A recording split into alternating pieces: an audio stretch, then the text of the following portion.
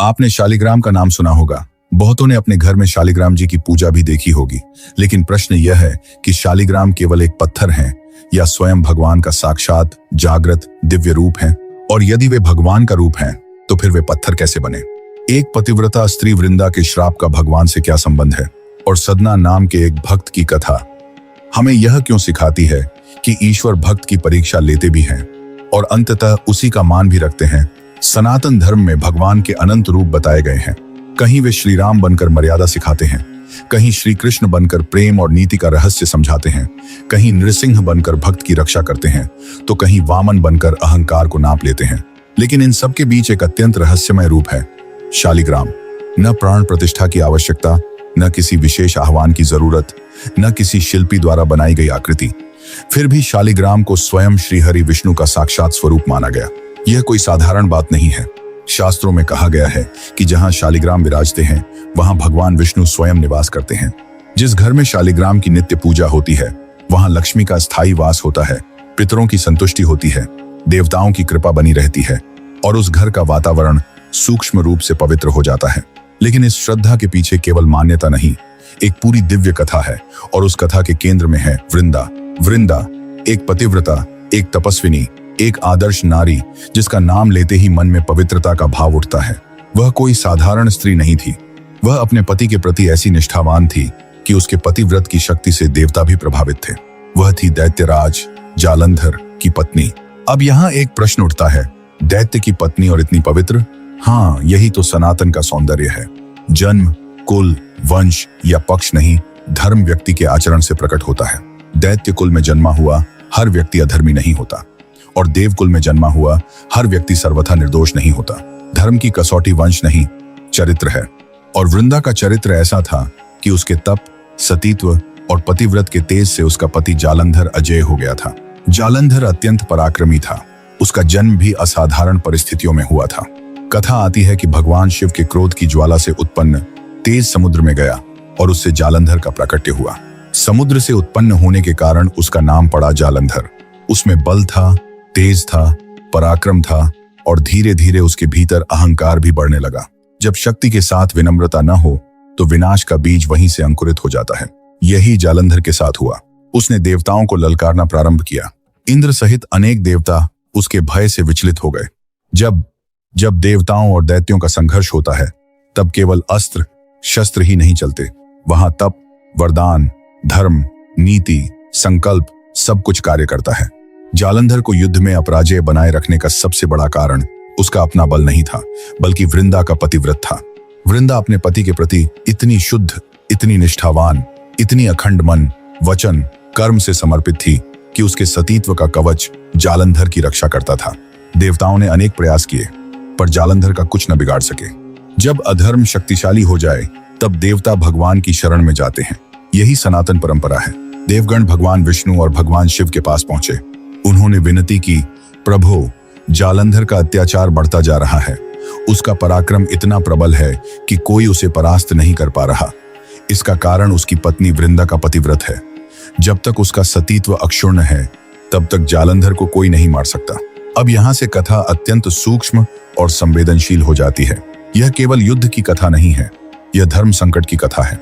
जब एक ओर लोक कल्याण हो और दूसरी ओर किसी महापतिव्रता का मान, तब क्या किया जाए? भगवान की लीला सामान्य बुद्धि से तुरंत समझ में नहीं आती। कभी वे ऐसा निर्णय लेते हैं जिसे बाहर से देखने पर कठोर समझा जाता है, पर उसके भीतर ब्रह्मांड की बड़ी व्यवस्था छिपी होती है। कथा के अनुसार भगवान शिव जालंधर से युद्ध करने लगे, लेकिन जालंधर बार बच निकलता, क्योंकि वृंदा के सतीत्व का रक्षा कवच उसके साथ था। तब भगवान विष्णु ने एक योजना बनाई। वे जालंधर का रूप धारण करके वृंदा के सामने पहुंचे। वृंदा ने अपने पति के रूप में उन्हें देखा और उसके मन में जो अखंड योग था, जो पतिव्रत की एकाग्रता थी, वह क्षण भर के लिए भंग हुई। जैसे ही उसकी तप शक्ति टूटी, उसी क्षण जालंधर का कवच नष्ट हो गया। युद्ध भूमि में भगवान शिव ने उसका वध कर दिया। अब विचार कीजिए, उस क्षण वृंदा पर क्या बीती होगी। एक पतिव्रता नारी जिसने अपने समस्त तप, श्रद्धा, निष्ठा और जीवन को पति के चरणों में समर्पित किया, उसे ज्ञात हुआ कि उसके सामने जो उपस्थित थे वे उसके पति नहीं, स्वयं भगवान विष्णु थे। उसका हृदय आहत हो गया, उसकी निष्ठा भंग हुई, उसका विश्वास टूटा उसका सतीत्व छल से विचलित किया गया, कम से कम बाहरी दृष्टि से यही प्रतीत हुआ। और उसी वेदना, उसी आक्रोश, उसी करुण अग्नि में वृंदा ने भगवान विष्णु को श्राप दिया। वृंदा बोली, हे विष्णु, आपने मेरे पतिव्रत को भंग किया है, आपने मेरे साथ छल किया है, अतः आप पत्थर बनेंगे। आपका हृदय जैसे मेरे दुख के प्रति कठोर हुआ, वैसे ही आप शिला रूप में प्रतिष्ठित होंगे। यह श्राप साधारण नहीं था, यह किसी क्रोधित व्यक्ति की उग्र प्रतिक्रिया मात्र नहीं थी, यह एक महापतिव्रता के तप से निकला हुआ वचन था। और तपस्विनी का वचन व्यर्थ नहीं जाता। भगवान विष्णु ने उस श्राप को सहर्ष स्वीकार किया। यही भगवान की महिमा है। वे चाहें तो श्राप को निष्फल कर दें, परंतु वे भक्त के वचन की लाज रखने के लिए स्वयं को भी बांध लेते हैं। इसलिए वे शिला रूप में प्रकट हुए। यही शालिग्राम का मूल रहस्य माना जाता है। लेकिन कथा यहीं समाप्त नहीं होती। श्राप के साथ कृपा भी जुड़ी। वृंदा अंततः भगवान की महत्ता को जान गई। उसका देहांत हुआ और उसके तप से तुलसी का प्राकट्य हुआ। वह तुलसी जो आज हर वैष्णव घर की आत्मा है, वह तुलसी जिसके बिना श्री विष्णु की पूजा अधूरी मानी जाती है, वह तुलसी जो केवल पौधा नहीं, वृंदा का ही दिव्य रूप है। इस प्रकार भगवान विष्णु शालिग्राम बने और वृंदा तुलसी बनी। फिर एक गहरा आध्यात्मिक सत्य स्थापित हुआ, जहां शालिग्राम है वहां तुलसी अनिवार्य है, और जहां तुलसी है वहां श्रीहरि का निवास है। इसलिए हमारे यहाँ शालिग्राम पर तुलसी दल चढ़ाया जाता है। यह केवल पूजा की विधि नहीं है, यह उस दिव्य मिलन की स्मृति है। यह भगवान और वृंदा के पुनर्मिलन का प्रतीक है। श्राप लीला बन गया, वेदना वंदना बन गई और विरह पूजा का उत्सव बन गया। यही सनातन धर्म का अद्भुत रूप है, जहां त्रासदी भी तत्वज्ञान में बदल जाती है। अब यहाँ एक सूक्ष्म प्रश्न उठता है, क्या भगवान को सचमुच श्राप लग सकता है? यदि वे सर्वशक्तिमान हैं, तो वे पत्थर क्यों बने? इसका उत्तर बहुत सुंदर है। भगवान पर किसी का वश नहीं चलता, पर भगवान प्रेम के वश में अवश्य होते हैं। श्राप उन्हें बाध्य नहीं करता, लेकिन भक्त का वचन उन्हें प्रिय होता है। वे नियमों के स्वामी हैं, फिर भी अपने भक्तों के प्रेम के कारण स्वयं को नियमों में बांध लेते हैं। यशोदा ने उन्हें रस्सी से बांधा, मीरा ने उन्हें प्रेम से बांधा, गोपियों ने विरह से बांधा, प्रहलाद ने विश्वास से बांधा और वृंदा ने अपने तप और वचन से बांधा। यह भगवान की हार नहीं, यही उनकी सबसे बड़ी विजय है कि वे अपने भक्त के आगे झुकते हैं। शालिग्राम का रहस्य केवल इतना नहीं कि भगवान पत्थर बने। रहस्य यह है कि भगवान ने संसार को यह बताया कि वे केवल आकाश में दूर बैठे देवता नहीं हैं। वे धरती पर, नदी में, शिला में, मंत्र में, नाम में, प्रसाद में, तुलसी में और भक्त के भाव में भी निवास करते हैं। शालिग्राम इसी सत्य का मूर्त प्रमाण है। अब शालिग्राम के स्वरूप को थोड़ा समझें। शालिग्राम मुख्यतः नेपाल की गंडकी नदी में प्राप्त होते हैं।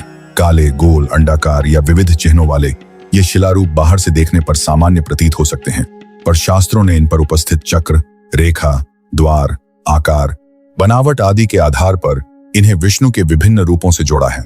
किसी में सुदर्शन चक्र का चिन्ह, किसी में नारायण स्वरूप, किसी में लक्ष्मी नारायण, किसी में दामोदर, किसी में नृसिंह, किसी में वासुदेव का भाव देखा गया है। यह सब केवल आकार का खेल नहीं, प्रतीक का विज्ञान है। भगवान का अनंत स्वरूप अनंत प्रकार से प्रकट होता है। शास्त्रों में कहा गया है कि शालिग्राम की प्राण प्रतिष्ठा नहीं करनी पड़ती, क्योंकि वे स्वयं सिद्ध हैं। अन्य विग्रहों में विधिवत प्राण प्रतिष्ठा के बाद पूजा होती है, पर शालिग्राम में भगवान का नित्य, स्वाभाविक, सनातन वास माना गया है। इसीलिए इनकी सेवा अत्यंत सावधानी से, अत्यंत शुद्धता से और नियम पूर्वक की जाती है। लेकिन याद रखिए, शुद्धता का अर्थ केवल बाहरी स्वच्छता नहीं है। मन की पवित्रता, वाणी की सरलता, आहार की सात्विकता, व्यवहार की नम्रता, यह सब भी शालिग्राम सेवा का हिस्सा है। कई लोग सोचते हैं कि शालिग्राम घर में रखना बहुत कठिन है। कुछ लोग डरते हैं कि नियम टूट गए तो दोष लगेगा। यह भय अज्ञान से उत्पन्न होता है। हाँ, नियम है, मर्यादाएं हैं, पर भगवान दंड देने के लिए घर नहीं आते, वे कृपा करने आते हैं। यदि भाव सच्चा है, सेवा श्रद्धा से है और व्यक्ति सीखने को तैयार है, तो भगवान मार्ग भी दिखाते हैं और भूल भी क्षमा करते हैं। जो व्यक्ति दिखावे, अहंकार या लापरवाही से शालिग्राम रखता है, समस्या वहां है, पर जहां भक्ति है वहां श्रीहरि करुणामय है। अब वृंदा की कथा से निकलने वाला पहला बड़ा संदेश समझिए। पवित्रता शक्ति है। आज के समय में लोग शक्ति को केवल धन, पद, प्रभाव, सेना, तकनीक या अधिकार में देखते हैं, लेकिन वृंदा की कथा कहती है कि एक नारी का सत्य, उसका संयम, उसकी निष्ठा, उसका तप इतना प्रबल हो सकता है कि वह युद्धों का परिणाम बदल दे। यह कथा नारी की दुर्बलता नहीं, उसकी आध्यात्मिक शक्ति की घोषणा है। वृंदा ने कोई अस्त्र नहीं उठाया, कोई युद्ध नहीं किया, पर उसका पतिव्रत जालंधर की सबसे बड़ी रक्षा बना। इसलिए सनातन परंपरा में नारी को केवल शरीर नहीं, शक्ति कहा गया। दूसरा संदेश, अहंकार अंततः विनाश को बुलाता है। जालंधर शक्तिशाली था, पर वह धर्म से विचलित हो गया। बल जब तक मर्यादा में है तब तक रक्षक है, मर्यादा से बाहर गया तो भक्षक बन जाता है। आज मनुष्य भी यही भूल कर रहा है। ज्ञान है, विज्ञान है, साधन है, संसाधन है, पर यदि उनके साथ विनम्रता नहीं तो वही उपलब्धियां विनाश का कारण बन जाती हैं। तीसरा संदेश, भगवान की लीला को केवल एक सतह से मत देखो। बहुत लोग वृंदा की कथा सुनकर तुरंत प्रश्न करते हैं, भगवान ने ऐसा क्यों किया? धार्मिक कथाओं को समझने के लिए हमें बाहरी घटना से आगे जाना पड़ता है। यहाँ भगवान किसी स्त्री का अपमान करने नहीं आए थे, वे ब्रह्मांडीय संतुलन की रक्षा करने आए थे। धर्म संकट के क्षणों में निर्णय सरल नहीं होते, और यह भी सत्य है कि वृंदा की वेदना को स्वयं भगवान ने सम्मान दिया, तभी तो उसके श्राप को स्वीकार किया और तुलसी शालिग्राम के सनातन संबंध को स्थापित किया। अर्थात भगवान ने लीला की, पर वृंदा के तप का मान भी रखा। चौथा संदेश, ईश्वर भक्त के आगे झुकते हैं, यह सनातन धर्म का हृदय है। भगवान को केवल राजसी भोग, विशाल मंदिर और ऊंचे शिखर प्रिय नहीं है, उन्हें भक्त का निष्कपट मन प्रिय है। इसी सत्य को और गहराई से समझाने के लिए अब हम प्रवेश करते हैं सदना की कथा में। भाइयों और बहनों, संतों और भक्तों की कथाएं इसलिए अमूल्य होती हैं क्योंकि वे शास्त्र के सिद्धांत को जीवन में घटित करके दिखाती हैं। जहां वृंदा की कथा भगवान के शिलारूप बनने का कारण बताती है, वहीं सदना की कथा यह बताती है कि वही शालिग्राम किस प्रकार भक्त के भाव में प्रकट होकर उसकी जीवन धारा बदल देते हैं। सदना नाम सुनते ही सरलता का भाव आता है। वह कोई बड़े कुल का विद्वान पंडित नहीं था, न राजमहलों में रहने वाला धनी व्यक्ति, न शास्त्रार्थ करने वाला बड़ा आचार्य। वह था एक सीधा सादा मनुष्य। कुछ परंपराओं में उसका उल्लेख कसाई के रूप में भी मिलता है, कुछ स्थानों पर सामान्य गृहस्थ के रूप में। लेकिन बात यह नहीं कि उसका व्यवसाय क्या था, बात यह है कि उसके भीतर ईश्वर के प्रति कैसा भाव था। सनातन की दृष्टि में व्यक्ति का बाहरी परिचय अंतिम नहीं है। जिस क्षण हृदय में भक्ति का प्रकाश जगता है, उसी क्षण जीवन का दिशा परिवर्तन शुरू हो जाता है। कथा आती है कि एक दिन सदना को एक शिला मिली। वह शिला देखने में साधारण थी, पर वास्तव में वह शालिग्राम थी। कई लोगों के जीवन में भगवान पहले पहचान में नहीं आते, वे सामने होते हैं, पर मन की दृष्टि जागी न हो तो हम उन्हें साधारण वस्तु समझते रहते हैं। यही सदना के साथ हुआ। उसने उस शिला का महत्व नहीं जाना। कहीं वह उसे बाट की तरह इस्तेमाल करने लगा, कहीं सामान्य पत्थर की तरह रख दिया। ऐसी कथा के भिन्न रूप मिलते हैं, लेकिन भगवान को इससे अपमान नहीं हुआ। क्यों? क्योंकि भगवान बाहरी व्यवहार से पहले भीतर का भाव देखते हैं। सदना अज्ञानी था, दुराग्रही नहीं, अपरिचित था, अपवित्र हृदय वाला नहीं। एक दिन एक संत, साधु या वैष्णव भक्त वहां से गुजरे। उनकी दृष्टि उस शिला पर पड़ी। वे तुरंत समझ गए कि यह कोई सामान्य पत्थर नहीं, यह तो शालिग्राम है। उन्होंने सदना से कहा, तुम्हारे पास जो यह शिला है, यह स्वयं श्रीहरि का दिव्य स्वरूप है। सदना चकित रह गया। जिसे वह साधारण समझता था, वह यदि सचमुच भगवान का रूप है तो उसने कितनी बड़ी भूल कर दी।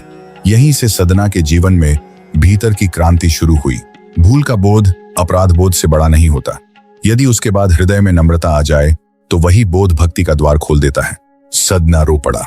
उसने शिला को आदर से उठाया, सिर से लगाया, क्षमा मांगी और मन ही मन कहा, प्रभु, मैं अज्ञानी था, मैं आपको पहचान न सका। यदि आप सचमुच मेरे पास थे और मैं आपको पत्थर समझता रहा तो मुझसे बड़ी मूर्खता किसकी होगी। किंतु प्रभु, यदि आप दयालु हैं तो मेरे अज्ञान को क्षमा कीजिए। भाइयों और बहनों, यही वह क्षण है जहां से भगवान का खेल बदलता है। जहां मनुष्य अपने दोष को स्वीकार कर लेता है, वहां ईश्वर कृपा करने में देर नहीं करते। अहंकारी व्यक्ति पाप से नहीं गिरता, वह पाप को पाप न मानने से गिरता है। लेकिन सदना नम्र था, उसके भीतर पश्चाताप था, और उसी पश्चाताप ने उसके भीतर भक्ति को जन्म दिया। अब सदना ने शालिग्राम की सेवा आरंभ की। वह बड़े विधि विधान नहीं जानता था, पर उसका भाव सच्चा था। वह स्नान कराकर, स्वच्छ जल अर्पित कर, तुलसी अर्पण कर, नाम स्मरण कर, सरल हृदय से पूजा करने लगा। धीरे धीरे उसका मन बदलने लगा।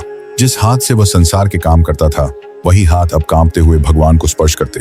जिस आंख से वह सामान्य जीवन को देखता था, वही आंख अब हर वस्तु में ईश्वर की झलक खोजने लगी।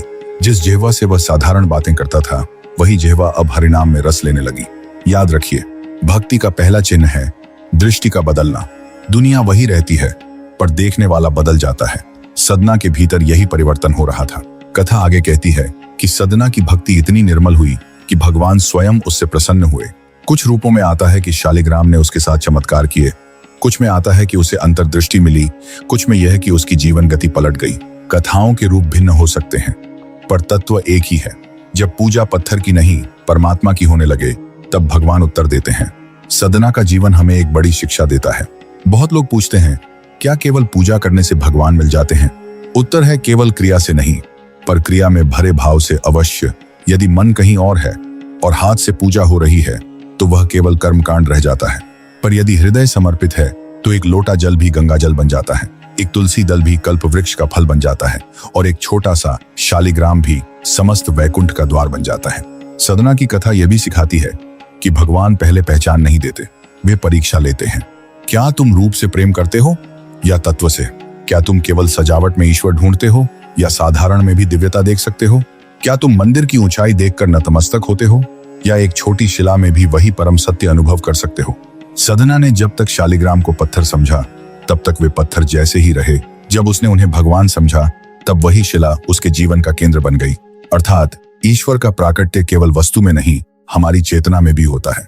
अब शालिग्राम और तुलसी के संबंध को थोड़ा और भीतर से समझें। तुलसी बिना शालिग्राम की पूजा अधूरी मानी गई और शालिग्राम बिना तुलसी का अर्पण निष्प्राण सा माना गया। क्यों? क्योंकि यह केवल दो पूजनीय वस्तुओं का मेल नहीं है, यह धर्म और प्रेम का संयोग है, यह श्राप और कृपा का समन्वय है, यह पतिव्रता के तप और भगवान की करुणा का मिलन है। तुलसी हमें वृंदा की स्मृति देती है और शालिग्राम हमें विष्णु की उपस्थिति का अनुभव कराते हैं। जब भक्त तुलसी दल शालिग्राम पर चढ़ाता है, तब वह अनजाने में ही एक दिव्य संदेश दोहराता है। हे प्रभु, मेरे भीतर जो कठोरता है उसे प्रेम से पिघला दीजिए, और जो विरह है उसे मिलन में बदल दीजिए।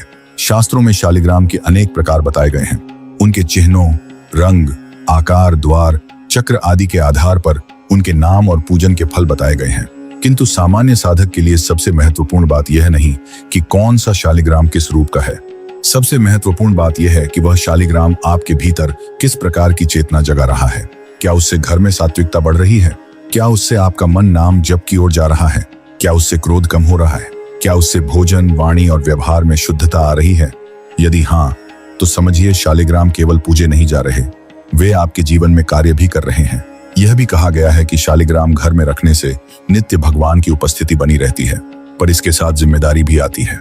जहां भगवान को घर में लाया जाए, वहां झूठ, छल, अत्यधिक क्रोध, अपवित्रता, अनियमितता और अनादर कम होना चाहिए।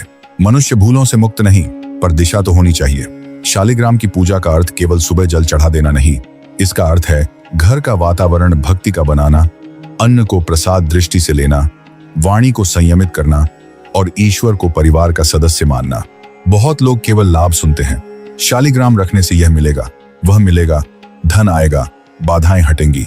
यह सब आस्था के स्तर पर ठीक हो सकता है, लेकिन यदि शालिग्राम को केवल सांसारिक लाभ का साधन बना दिया जाए, तो हम उनके वास्तविक रहस्य से दूर हो जाएंगे। शालिग्राम का असली रहस्य यह नहीं कि वे इच्छाएं पूरी करते हैं।